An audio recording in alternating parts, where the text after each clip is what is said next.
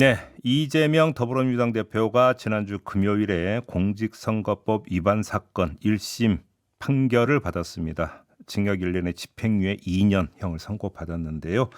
민주당이 강하게 반발하고 있습니다. 김민석 더불어민주당 수석 최고위원 연결해서 입장 들어보겠습니다. 나와 계시죠? 네, 안녕하세요. 네, 최고위원께서 모순 덩어리 정치 판결이라고 규정을 하셨던데 어떤 점에서 그렇습니까? 글쎄요, 떨어진 그 대선 후보나 또는 떨어진 후보에 대해서 그 선거에 직접 관련해서 이야기를 한 것도 아닌 어떤 질문에 답하는 과정, 국감 질문에 답하는 과정에서 한 걸 가지고 징역형, 아주 유례 없는 징역형을 때린 그런 판결을 합리적이라고 판단하는 국민이 과연 있겠습니까? 뭐 그 근거가 더구나 뭐 합리적이라면 모르겠지만 네. 이미 속기록만 읽어봐도 아닌 게 분명한 검찰 기소장을 그대로 받아쓴 형식이어서 워낙 대부분의 사람들이 생각했던 범주를 너무 훌쩍 뛰어넘어 버렸다는 것 자체가 이게 합리성의 범주를 벗어났다라는 것의 반증 아니겠습니까? 그러면 지금 유무죄 판단의 문제입니까? 아니면 양형의 문제입니까? 아니면 둘 다라고 보시는 겁니까? 둘 다죠. 그러니까 저는 이렇게 봅니다. 유무죄에 있어서는 합리성을 잃었고 예. 양형에 있어서는 감정을 드러냈다 이렇게 봅니다. 감정? 어떤 감정일까요? 그래서 저희는 알 수 없죠. 이게 정상적인 범위를 워낙 벗어나서 예. 이게 중간에 예를 들어 사실상 국민의 관심이었던 김문기 씨를 모른다. 그 당시에 몰랐다라고 하는 것에 대해서는 그 말이 맞다 허위가 아니다. 무죄에 해당한다라고 이야기를 해버렸지 않습니까? 예. 근데 정작 사실은 별 관심도 없고 본질도 아닌 사안을 가지고 그걸 억지로 유죄를 만들었기 때문에 그 법리 자체에 있어서 워낙 잘못된 것인데 근데 그렇게 이해할 수 없는 것을 가지고 보통 양형이라는 것은 우리가 보통 상식적인 균형 감각을 가지고 하는 것인데 네네. 균형 감각의 수준을 넘어서 아예 작심하고 이 사람 죽여야 되겠다라는 생각 정도가 아니면 가능할까 싶은 편결을 했기 때문에 감정 아니고는 이게 뭘까 하는 생각이 들 수밖에 없죠. 결국은 표적 판결 뭐 이런 식으로 규정을 하시는 거겠네요. 이해할 수가 없습니다. 이거 누가 이해하겠습니까? 그래요. 아마 국민의힘에 있는 대부분의 의원들도 뭐 정치적인 수사로 뭐 이렇게 했는데 저렇게 했다고 얘기했지만 그분들의 아주 극단적인 그야말로 그러니까 별로 이렇게 이성적으로 이야기한다고 볼 수 없는 분들 말고 대부분의 상상과 범위를 뛰어넘어 버렸지 않습니까? 네네. 누구도 사실은 알지 못할 그걸 누가 알겠습니까만은 그 사유의 배경과 판결에 싣려 있는 감정이라고밖에는 저는 이해가 안 되던데요. 그래요. 지금 그 또 하나의 판결이 25일에 내려질 예정입니다. 이른바 위증교사 의혹 사건에 대한 판결인데요. 이건 어떻게 그럼 전망하십니까? 저희는 애초부터 그 문제에 대해서도 본인이 했던 이야기가 아닌 것을 가지고 네. 본인은 계속해서 이거를 그냥 있는 그대로 얘기하라고 하는 것을 이미 열몇 차례로 얘기한 것을 가지고 앞뒤를 짜깁기 해서 지금 모든 재판에서 일관되게 나타나는 것이 검찰이 짜깁기 기소지 않습니까? 네네. 이번 것. 그래서 그렇기 때문에 그 또한 저희는 일관되게 다 이것은 맞지 않는다 이렇게 보고 있었습니다. 그래요. 근데 정치권 일과 특히 여권에서는 어떤 진단이 그 전부터 이제 그 주장 차원에서 제기를 했냐면 지난주 금요일에 내려졌던 판결보다 25일에 내려질 판결의 양형이 더 셀 수도 있다. 이런 전망을 많이 했었거든요. 국민의힘 인사들 같은 경우는. 예. 재판이라는 것이 정상적인 결과로 진행됐을 때, 네. 예를 들어 국민의힘에서 주장하는 그런 정치적 주장에 의해서 결론이 나는 것은 아니니까요. 네네. 그런 주장을 갖고서 저희들이 결과나 또는 양형을 판단할 필요는 없을 것 같습니다. 근데 이제 제가 왜 여쭤봤냐면 지금 최고위원께서 감정이 실려 있다라는 평을 해주시지 않았습니까? 그러면 이 그러니까 판결에는 법리에는 문제가 있었고 네. 양형에는 감정이 있었다고 저는 보인다는 말씀을 드린 거죠. 그러면 이거는 판사 개인의 감정일까 아니면 법원의 기류가 담겨 있는 걸까요? 어떻게 진단하십니까?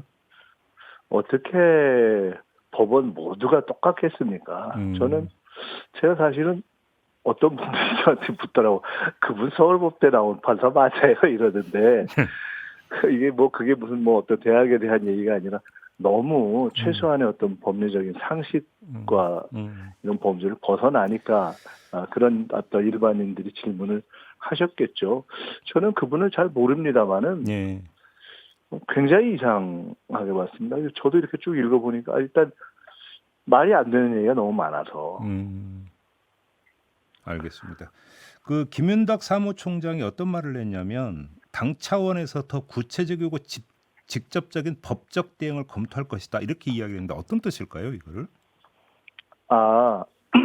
이제는 이 사안이 예.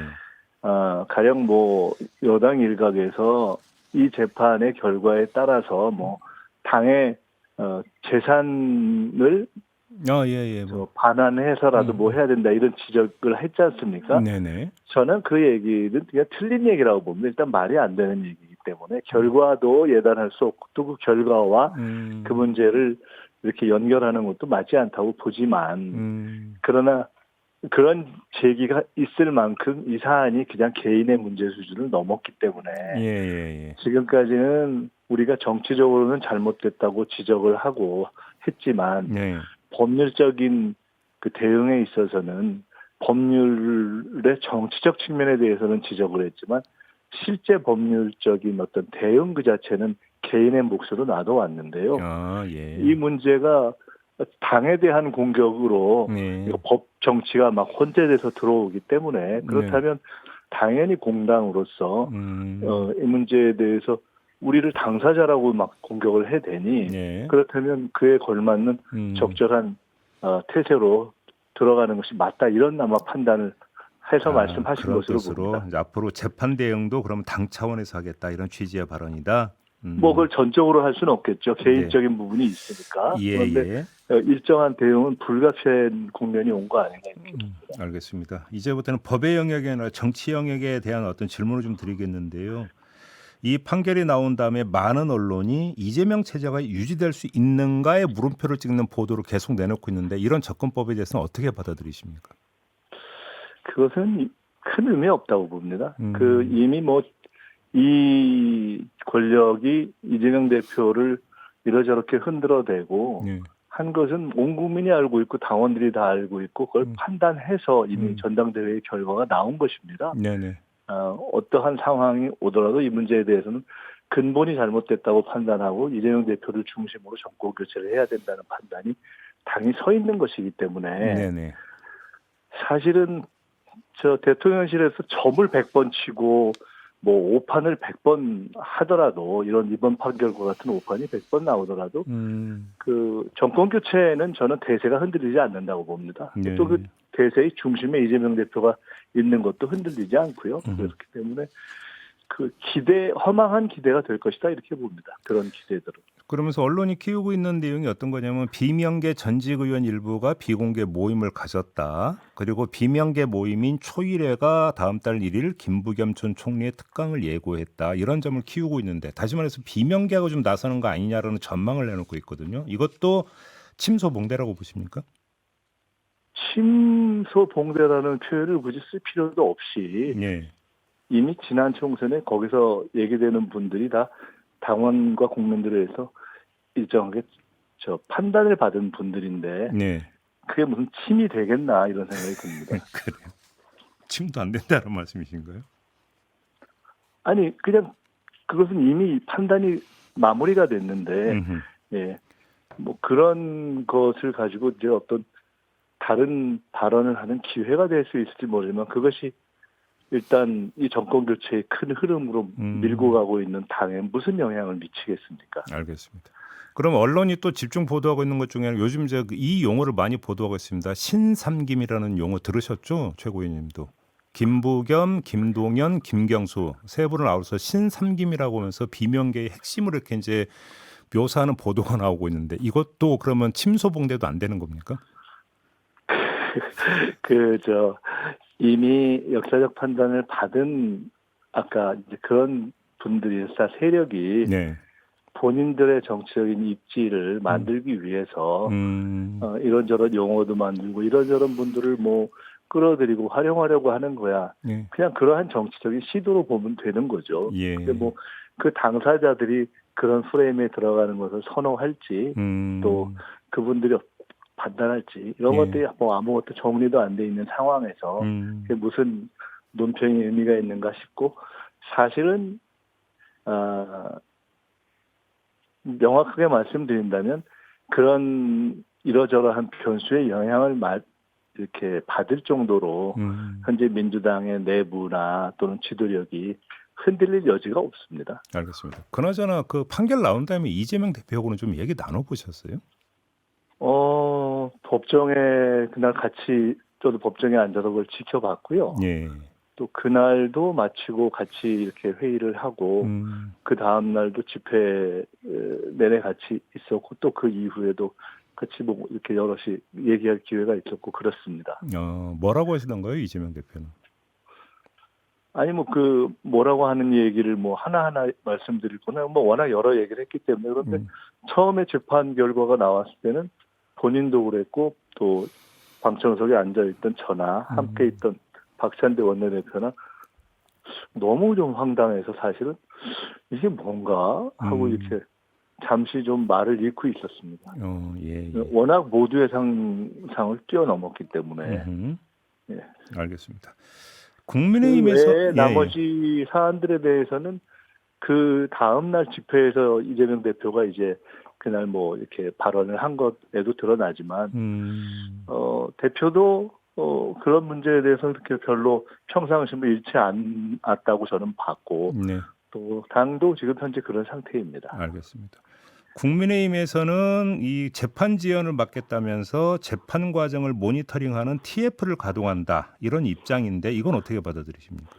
그거는 뭐 국민회의에서 저 국정에 신경은 안 쓰시고 음, 그러시는데 뭐 이것저것 하고 싶은 것이 있으면 알아서 하시면 되는 일이고요. 예, 그 과거에 보면은 무슨 뭐 저 국회 선진화법 잘못된 거라든가 뭐 이런 것들 국민의힘에서 이미 몇 년씩 걸려 있는 사건들이 있습니다. 네, 네, 그런 것부터 먼저 잘 이렇게 스크린 하시고 음, 하실 일들이 많으니까 차근차근 하시면 할 일을 하시라 이렇게 알겠습니다. 말씀드리고 싶고 김건희 특검법 같은 정말 국민이 원하는 법 이런 거나 잘 투표하시고 음, 그것이 여당다운 일 아니겠는가 뭐 알아서 그 판단하시라 이렇게 말씀드리고 싶습니다. 근데 사실 관건은 지금 2심 판단이 언제 나오느냐, 그다음에 어떻게 나오느냐가 상당히 중요하지 않습니까? 이 점은 어떻게 보세요?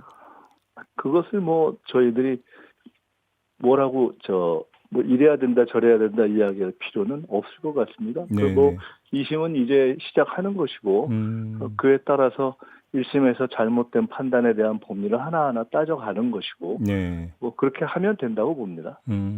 이것이 그래요. 뭐 시기가 이래야 된다 저래야 된다 뭐 그런 것을 뭐 예단하면서 할 필요는 없을 것 같습니다. 결국은 올바른 판단이 나도록 하는 것이 음. 법에서 추구하는 정의니까요. 그런 것을 위해서 노력하면 되겠죠. 지금 최고위원께서 하나하나 따져봐야 된다는 말씀을 주셨는데 그러면 1심 판단이 지금 사실 판단부터가 잘못돼 있기 때문에 2심에서 다시 사실 판단을 정밀하게 하는 그러니까 이런 과정이 그러니까 꼼꼼하게 이루어져야 된다 이런 취지의 말씀이실까요? 그 뭐 당연한 거죠. 뭐 음, 1심, 2심, 3심을 하고도 역사가 지난 후에 재심을 하는 경우조차 있는 것이 역사의 현실이고 또 법의 현실인데 네, 지금 이것은 1심에서 너무나 많은 사실과 법리의 오류와 모순이 음, 드러나 있기 때문에 네, 그것을 하나하나 짚는 것은 뭐 불가피한 것이고 아마 음, 1심 판사의 도 음, 그런 정도는 생각할 수밖에 없지 않겠는가 이렇게 그렇게 봅니다. 보세요. 하나만 더 여쭤볼게요. 그러니까 네, 이재명 대표 판결이 나오기 전부터 야권 일각에서 임기 단축 개헌 주장이 있었잖아요. 네네. 근데 이재명 대표 판결이 나온 다음에 이거를 연결짓는 지금 그 시각들이 나오고 있습니다. 그러면서 민주당이 조기 대선에 사활을 걸 것이다라는 전망으로 지금 연결되는 이런 어떤 목소리도 나오고 있는데 이건 어떻게 받아들이십니까?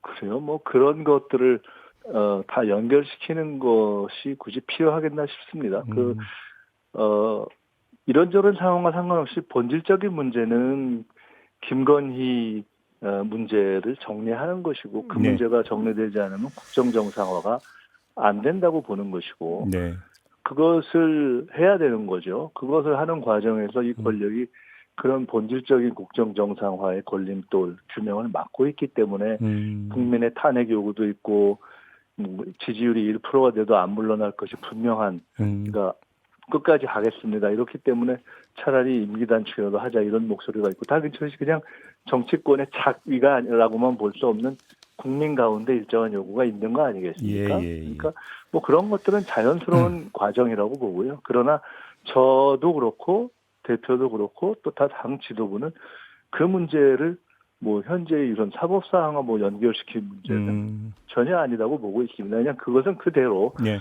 국민의 판단대로 가는 것이죠. 알겠습니다. 그나저나 김건희 특검법 재의결할 때는 좀 뭔가 변화가 있을 거라고 전망 내지 기대하십니까?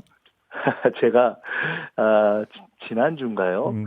그 여야 간에 가나다 순으로 섞어 앉자. 여야 이렇게 갈라서 앉고 뭐 투표할 때 되면 네. 딱 저 국민의힘 저 나가고 이런 거 하지 말고 예. 이 문제가 정말 중요한 거면 그냥 자신 있게 양심에 따라서 각자 자리에 앉아서 섞어서 투표하면 되지. 예. 왜 이런 걸 자꾸 그런 식으로 당파적으로 하느냐 이런 문제 제기를 했습니다. 저는 그것이 지금도 유효한 문제 제기라고 보고 다시 계속 그런 요구를 할 생각이고요. 알겠습니다. 결국은 어떻게 될 거냐보다 중요한 것은 어떻게 하느냐가 중요한 것이고 헌법기관답게 예. 그냥 양심에 따라서들 투표하면 좋겠습니다. 양심에 전혀 알겠습니다. 김건희 문제를 안 건드리는 게 좋다 이렇게 생각하는 국회의원들이 과연 맞는가 이렇게 생각합니다. 알겠습니다. 오늘 말씀 여기까지 들을게요. 고맙습니다. 네, 감사합니다. 네, 김민석 더불어민주당 수석 최고위원이었습니다.